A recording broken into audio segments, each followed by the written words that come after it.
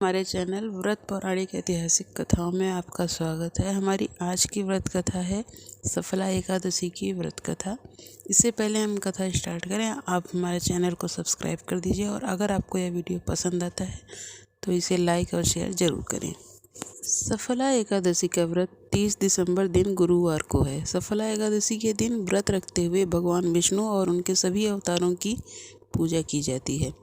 इस साल सफला एकादशी गुरुवार के ही दिन है, तो इसका महत्व विशेष है। गुरुवार को भगवान विष्णु की पूजा होती है। इस बार सफला एकादशी का व्रत करने से गुरुवार व्रत का भी लाभ प्राप्त होगा। सफला एकादशी के दिन जो लोग व्रत रखते हैं उनको पूजा के समय सफला एकादशी का व्रत कथा का श्रवण जरूर करना चाहिए।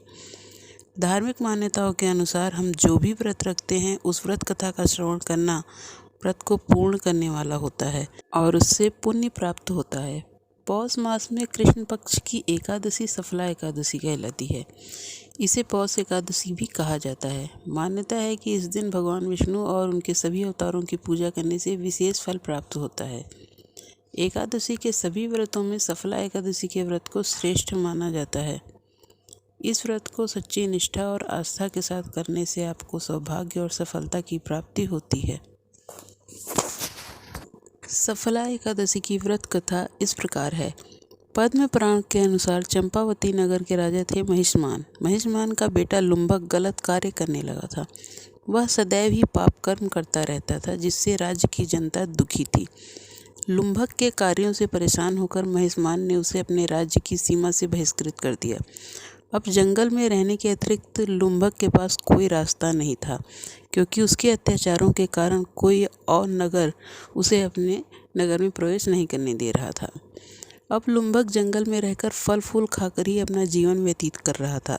फिर पौष मास के कृष्ण पक्ष की एकादशी की रात अत्यधिक ठंड के कारण लुम्भक सो न सका। रात भर जागकर वह अपने पाप कार्यों पर पश्चाताप करते हुए भगवान से क्षमा मांगता रहा।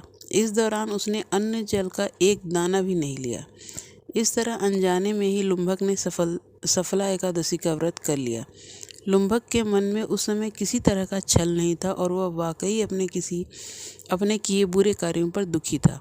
व्रत का परिणाम यह हुआ कि श्री हरि की कृपा से लुम्भक के पिता और राजा महिषमान ने अपने बेटे को वापस लाने के लिए सैनिक भेजे और उसे पुनः अपने राजमहल में आदर के साथ स्थान दिया। लुम्भक में आए परिवर्तन को देखकर उसके पिता ने राजपाट उसे सौंप दिया और खुद तपस्या करने चले गए। लुम्भक ने जीवन भर विष्णु जी की पूजा की और अपने राज्य की जनता का ध्यान रखा।